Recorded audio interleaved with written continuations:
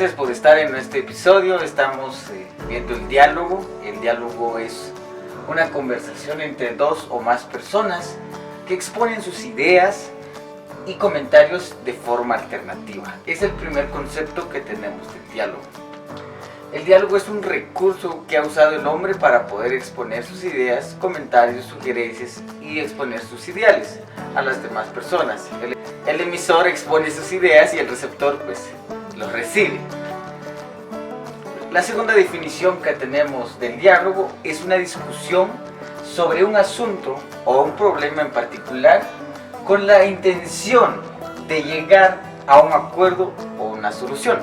Esa es la finalidad del diálogo, de buscar una solución de un problema que se esté dando. La tercera definición es que el diálogo es una modalidad del discurso oral.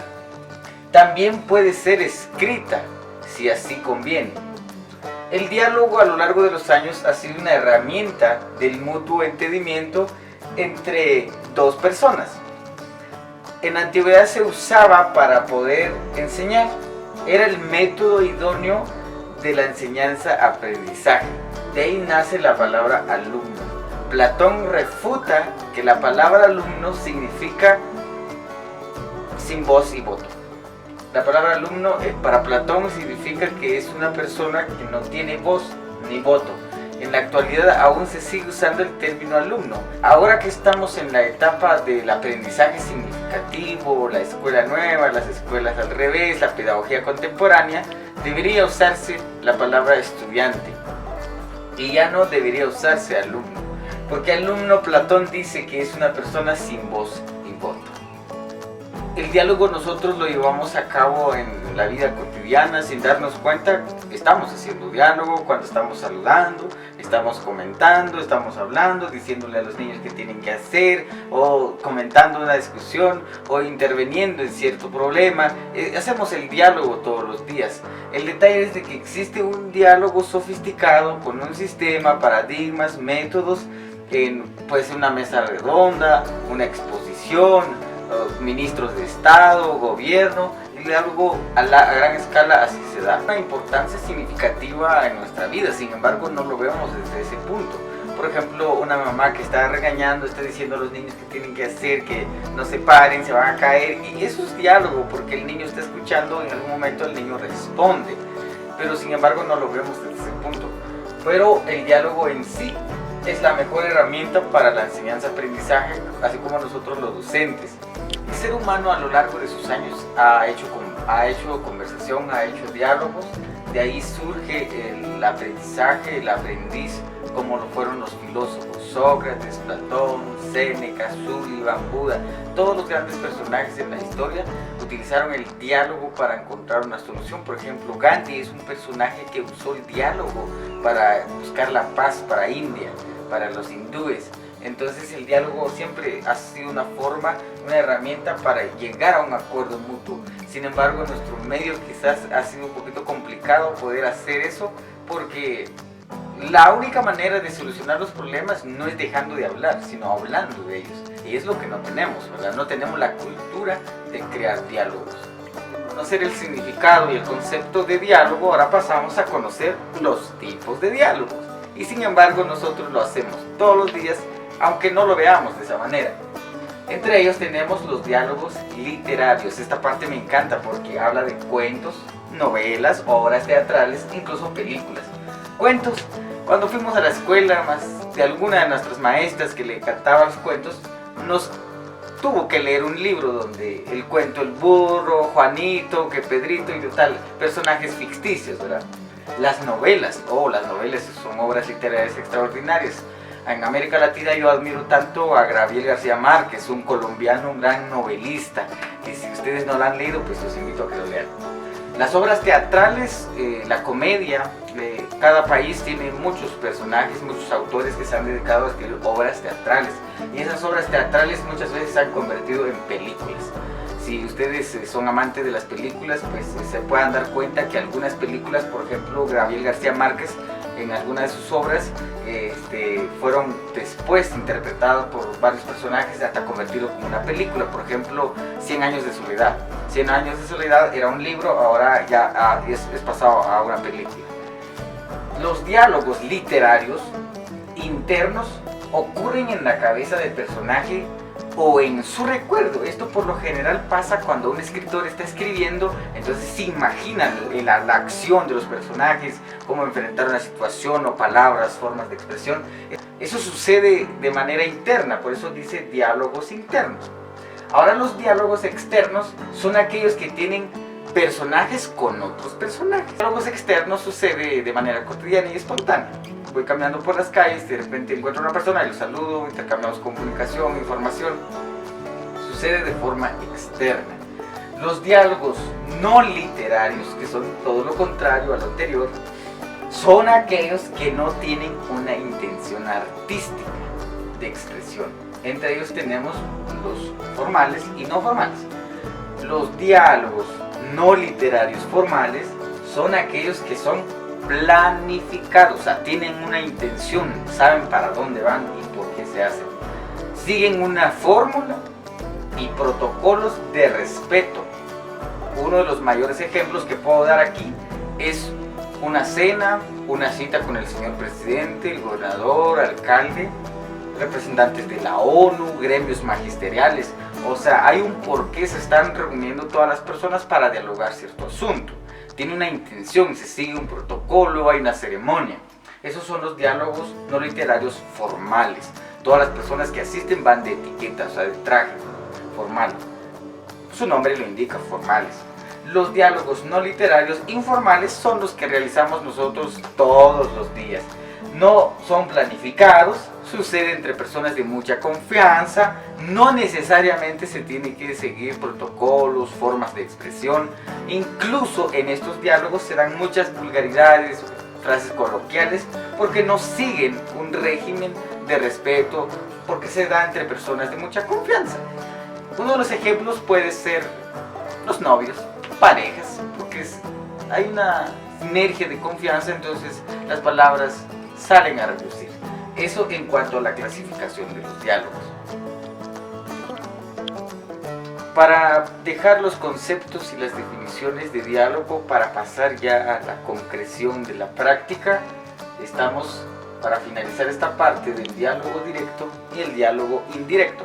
El directo lleva una intención de respuesta.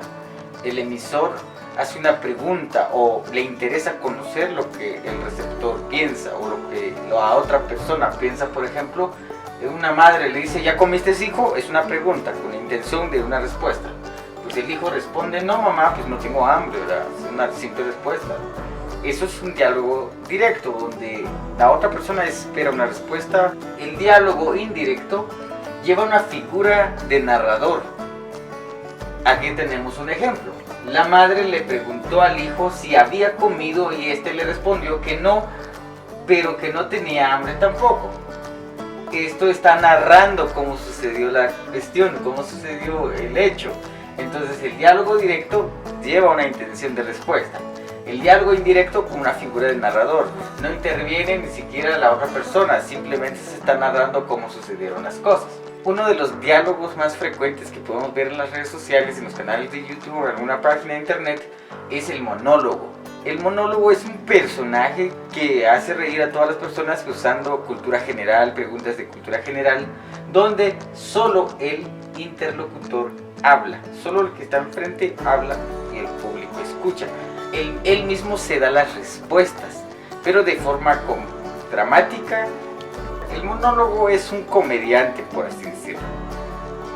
Una de las formas de hacer diálogo más presencial, cercano a nosotros, podemos encontrarlo en las redes sociales, en plataformas de internet, es el monólogo. El monólogo es el acto donde solo el interlocutor habla, o sea, él mismo se da la respuesta de las preguntas que hace. Ustedes pueden navegar en YouTube, en Facebook o en Instagram y pueden ver a muchas personas que se dedican a hacer comedia.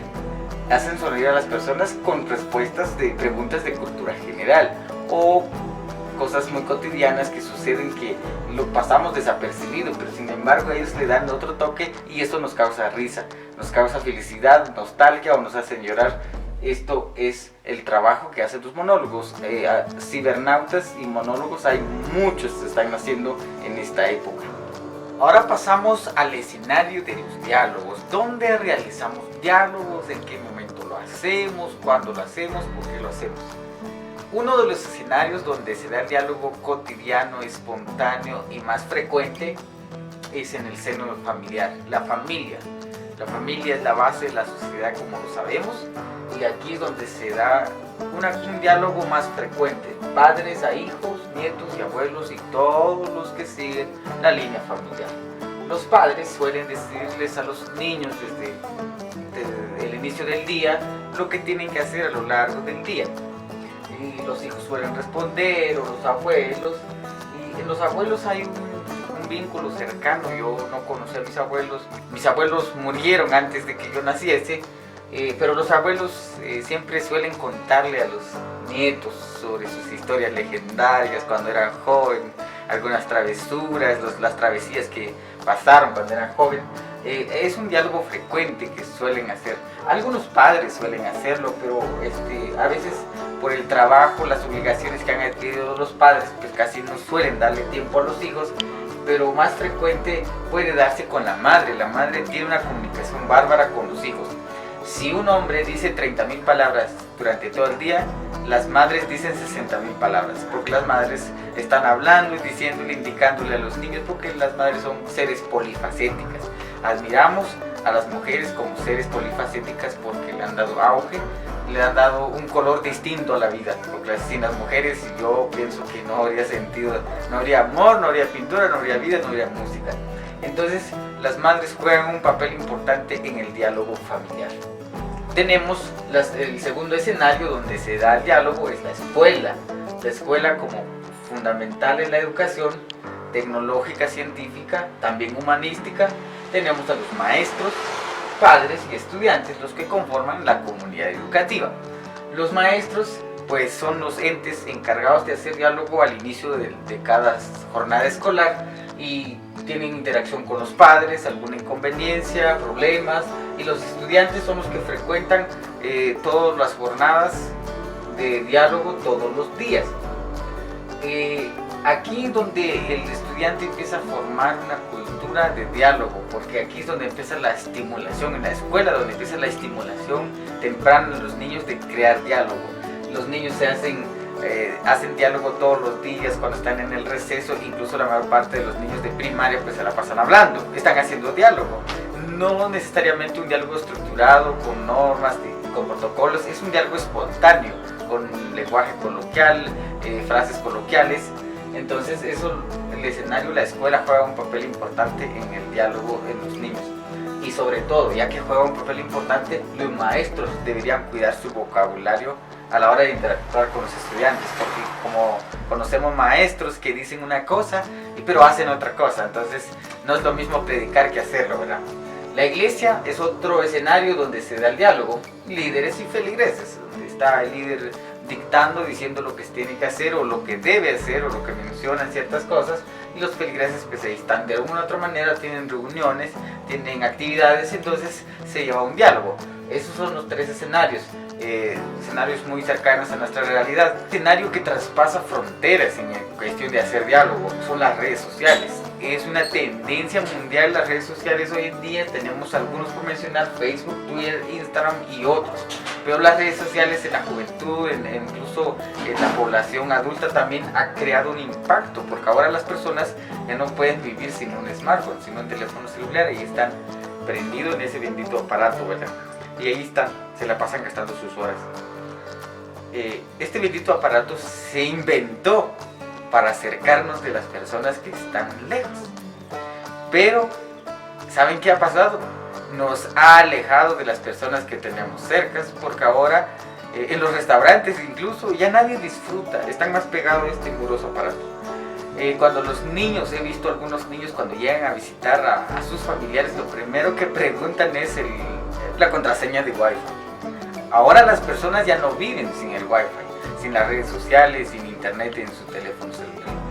Entonces muchas personas dicen, es que no tengo internet, ese es otro término, no tengo internet y por eso no puedo conectarme a Facebook, a Instagram o a YouTube. Eso es un término mal usado. El internet es global. Nosotros no tenemos internet, lo que tenemos es acceso a internet. Entonces lo ideal, lo que debemos decir es que no tengo internet, sería lo erróneo. Decir no tengo acceso a internet es lo correcto. Entonces es una corrección para ustedes. Las redes sociales tienen un auge que cada vez va aumentando y va creciendo. ¿Se dan cuenta ustedes cuando Facebook aparece en el 2004? Pues no era tan sofisticado, pues ahorita Facebook ha evolucionado y pues las personas también. Pero el detalle es de que nosotros nos falta desarrollar nuestra inteligencia emocional para poder manejar un smartphone. Nos falta mucha educación, mucha lectura para poder manejar un teléfono celular. Como les decía anteriormente, este teléfono celular ha hecho que podamos comunicarnos con personas de otros países, personas familiares que tenemos en otros países, y entonces mantenemos conversación en tiempo real. Pero también nos ha alejado de la gente que nos rodea, papás, mamá. Hoy ya los hijos ya no tienen comunicación con los padres porque están aquí al pendiente de todo lo que está pasando aquí. Están viviendo un mundo cibernético, un mundo de fantasía, un mundo prácticamente un 50% falso, un 50% que no existe, ficticio, porque no todo lo que pasa en las redes sociales es cierto. Entonces debemos estar conscientes de eso, pero como nos falta cultura de educación, cultura de leer, cultura de autoeducarnos, entonces estamos sumergidos en las tendencias. Este teléfono celular pues de una u otra manera puede contribuir en nuestra vida para poder ser mejores personas, pero también puede destruirnos, como lo ha hecho con muchos jóvenes, porque muchos jóvenes se trauman, se sienten vacíos, buscan una aceptación falsa a personas que ni siquiera conocen. Muchas personas dicen, tengo 2000 amigos en Facebook, 2000 amigos, cuando una persona muere y esos 2000 no sé dónde están, ni siquiera llega una hora. Entonces debemos crear el vínculo afectuoso entre estos tres términos, porque son personas cercanas a nosotros, ellos están ahí. Entonces la importancia del diálogo es inminente. No podemos dejar de hablar, no podemos aislarnos. El hombre no puede vivir socialmente solo, aislado, porque el hombre es un animal social, lo dice Platón. Entonces debemos construir un diálogo positivo en las nuevas generaciones. Debemos que las nuevas generaciones pues, puedan ser optimistas, sembrar ideales, seguir convicciones, porque de lo contrario, ¿qué sentido tendría la vida? Hoy he visto de que los papás dejan de hablarle a los hijos, o los hijos dejan de hablarle a los padres por ciertos problemas, ciertas cosas que no comparten, por ciertas ideologías, por ciertas tendencias. Por ejemplo, los padres suelen juzgar a los hijos por la moda, la ropa que llevan, ¿verdad? O el estilo de música que escuchan los amigos juveniles. Entonces hay un distanciamiento. Y el diálogo lo que hace es acercarnos a las personas, es buscar una solución a los problemas para poder vivir en armonía, en paz. Porque si no, de lo contrario, ¿de qué nos serviría hablar de diálogo ahora? Si el diálogo fuera como cualquier otra cosa, no lo necesitaríamos, pero está ahí presente, latente en nuestros días. Y sin embargo no tenemos esa conciencia de tomarlo como una herramienta para buscar soluciones a nuestros problemas. Ahora pasamos a ver los aliados del diálogo. En primera instancia tenemos la política como ciencia, como pasión, como una disciplina, como un conjunto de estrategias que nos lleva a un camino para encontrar una solución a un problema y lograr ciertas aspiraciones. El escenario del diálogo en la política es muy importante porque nos ayuda a poder gestionar, a poder coordinar, a poder llevar a cabo un proyecto. Sin el diálogo no creo que pueda ejecutarse proyectos, no pueda transmitirse pensamientos ideales como muchas personas que apuntan a esta disciplina para poder alcanzar algo. La política lo hacemos todos los días. Cuando vamos a la tienda, por ejemplo, me va a llevar esto, y elegimos. Eso es hacer política porque estamos eligiendo de acuerdo a los recursos que tenemos. O cuando estamos en la casa, nos organizamos, en la mañana voy a hacer esto, a mediodía esto, en la tarde hago esto. Entonces eso es política porque estamos organizándonos para poder, es una disciplina, una organización para poder alcanzar un objetivo como política. Y sin el diálogo en esta parte pues no creo que se pueda lograr. Por ejemplo, en familia, si no hay diálogo en familia para poder lograr algo, o si tenemos un sueño un sueño personal, pero en conjunto con la familia lo podemos gestionarlo mucho mejor, porque todos no podemos hacer las cosas solos, necesitamos de alguien más, todos dependemos de todos. Entonces la otra instancia es la religión. Como saben, la religión es una forma de vida, son convicciones de las personas, fe, valores y la moral. Pues sin el diálogo en esta parte, pues no creo que haya religión, porque el diálogo es lo que nos lleva a comunicarlo a lo que pensamos, qué es lo que queremos, qué es lo que sentimos, principalmente los valores. ¿Por qué debemos de tener valores? Porque ¿quién determina lo bueno o lo malo, verdad?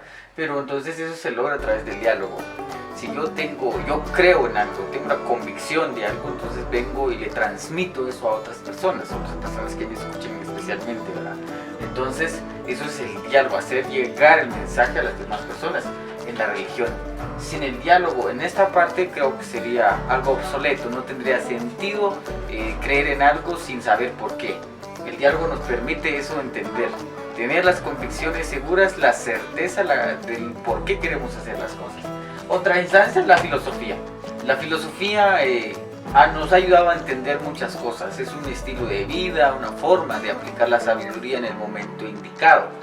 Y pues para lograr nuestras aspiraciones, todos nosotros pues tenemos sueños que laten en nosotros, entonces eso nos lleva a usar la política, pero a través del diálogo. Si yo tengo algo, creo en algo, entonces vengo y le transmito a las demás personas para que juntos se unan a la causa que usted. Imagínese que estuviésemos salvando el planeta, aunque es una iniciativa que se ha tenido, pero no se tienen resultados cristalizados porque no hay voluntad.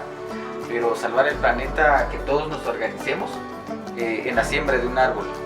En cada acto importante de nuestras vidas, sembrar un árbol. O sea, si me caso, siembro un árbol. Si mi vecino se casa, pues que siembra un árbol. Si compra un auto, pues que siembra un árbol. Construye una casa, pues siembra un árbol. Entonces, pero eso se logra a través del diálogo en la política. La gestión de las cosas, de por qué tenemos que hacer. Tenemos la filosofía. Sabemos que la filosofía es una forma de ver la vida, un pensamiento. Y también es la sabiduría latente en el momento indicado para enfrentar la vida, porque estamos anuentes a cualquier cosa, a cualquier circunstancia, a cualquier problema, pero la filosofía nos ayuda a tomar decisiones. Y también la filosofía son aspiraciones y formas de vida, o sea, yo veo al mundo de esta manera. Mi filosofía de vida en el tema ecológico, para mí, en cada acto importante de nuestra vida debemos sembrar un árbol. Eso es mi filosofía de vida, o sea, veo que debería ser una prioridad en cada acto importante de nuestra vida, sembrar un árbol. Es una filosofía de vida. ¿Por qué? Porque queremos salvar el planeta, queremos contribuir a que disminuya el calentamiento global. También influye tanto la economía como ciencia, como movimiento de las masas y las transacciones. La economía pues ha tenido un papel importante en las transacciones y en la vida del hombre, pero sin el diálogo no puede haber economía, porque ¿cómo podemos transmitir lo que perseguimos con la economía? A través del diálogo. Los grandes personajes dedicados a la economía, por ejemplo Hayek, Mises, estas personas nos transmiten sus pensamientos en los libros que han escrito. La economía pues primero ha sido ideada en la mente y después se lleva a la acción, pero eso es a través del diálogo, de los libros, los escritos, los manuscritos. Y ahora las personas que se dedican a la intelectualidad pues han logrado interpretar lo que muchos autores han intentado decirnos, cómo debería ser manejado la sociedad, cómo debería ser manejado un país. Y entonces todo eso son diálogos escritos o verbales, pero gracias a estos aliados nosotros podemos hacer mucha influencia todos los días, podemos construirnos, ser mejores, porque nosotros somos seres humanamente emocionales, nos construimos todos los días y pues el ser humano cada día va aprendiendo.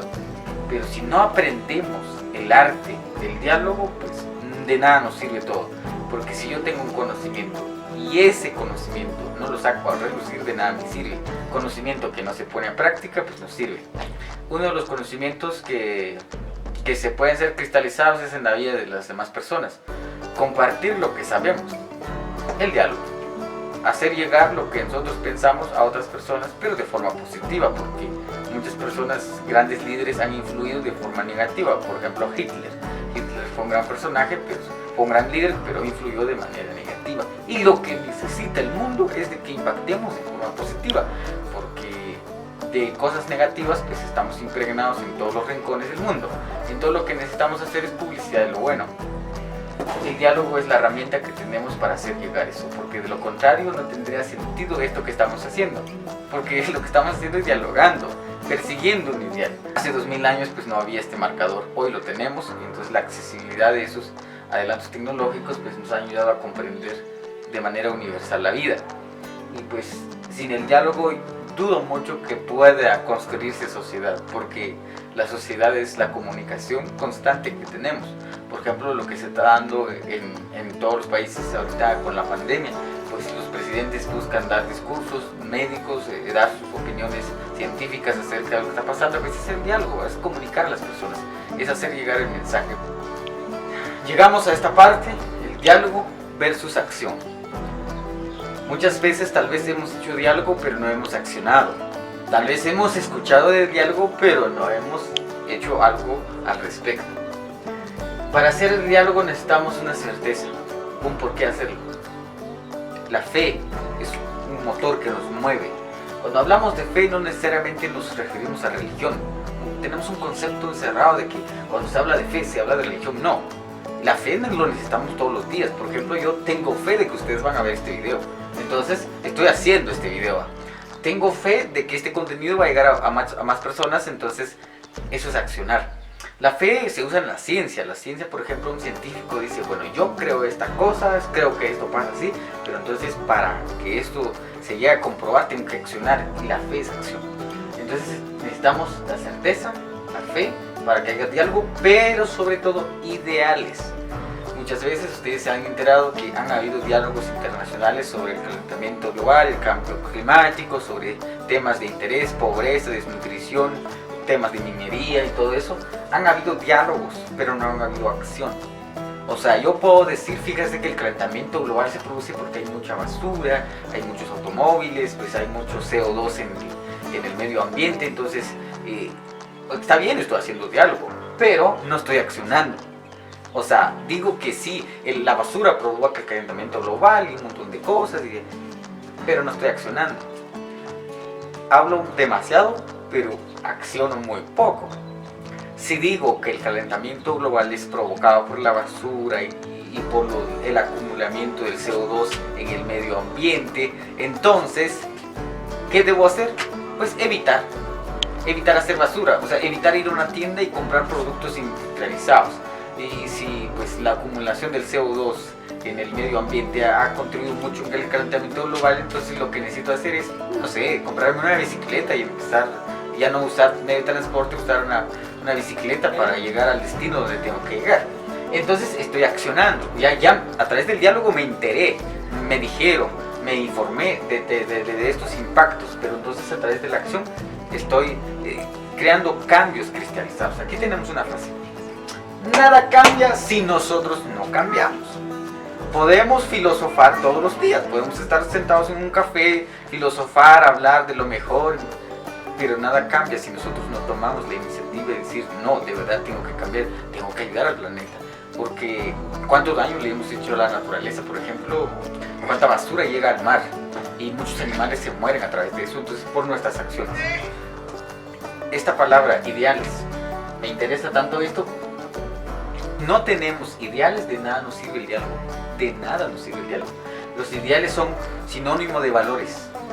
Lo que necesitamos como seres humanos son valores latentes en nuestra estadía, y eso es lo que no tenemos. Muchas personas dicen, docentes, la sociedad, padres de familia, que los valores ya no se practican. Sí, los valores aún se practican, El detalle está que cada quien practica valores a su conveniencia. Imagínense que estoy en un examen y pues no estudié para el examen, para nada, pero soy un estudiante que sí respeta, un estudiante muy obediente que guardo silencio cuando los docente está dando clase, pero no estudié y pues no me dediqué a leer los contenidos. Entonces hoy me toca el examen, entonces ¿qué hago? ¿Y ahora qué hago? Entonces pues no me queda de otra que hacer acordeones, hacer, como le dicen, chivos, vacas, no sé, hacer un material que me pueda ayudar a responder el examen. Entonces ahí ya no estoy aplicando la integridad, Porque la integridad es hacer lo correcto sin que nadie lo esté viendo. Y la integridad son valores.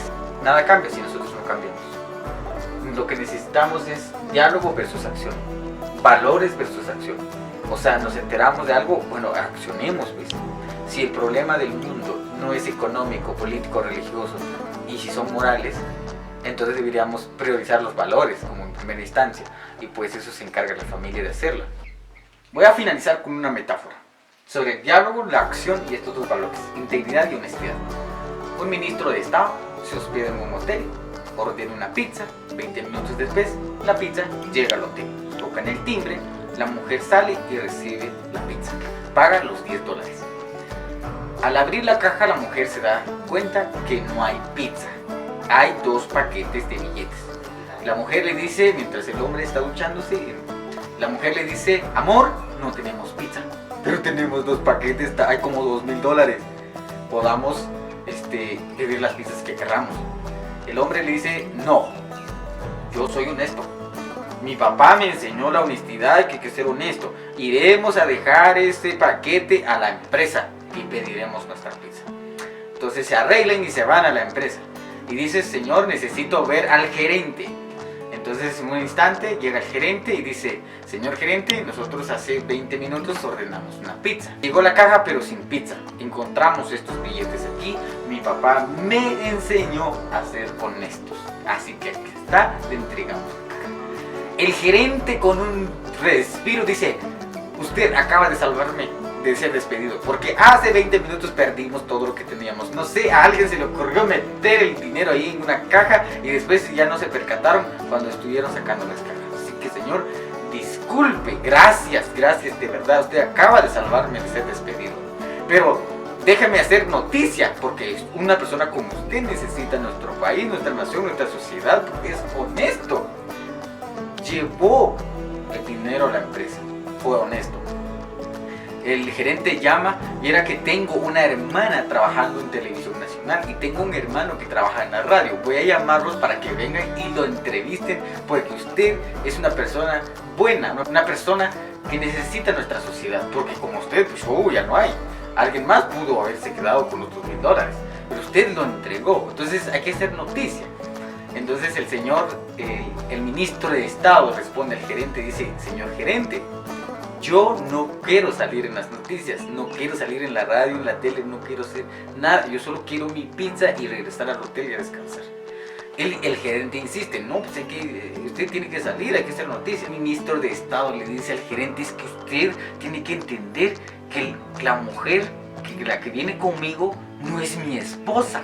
¿Cómo voy a salir en la tele, en la radio diciendo que estaba en un hotel, ordené una pizza, estaba con alguien y... ¿Sí entiende? El ministro fue honesto porque fue a entregar el paquete, fue honesto, pero no fue íntegro.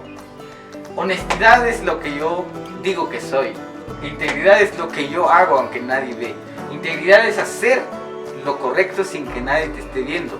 Honestidad es reflejar que otras personas se den cuenta que soy honesto. Yo puedo decir que soy honesto. Si le preguntan a un ladrón y él puede decir que soy honesto. Preguntan a una persona que es honesta y si dice que sí, es un mentiroso. Pero integridad es lo que yo hago sin que nadie me esté viendo. Entonces, diálogo sin acción, sin valores, no tiene sentido hacerlo.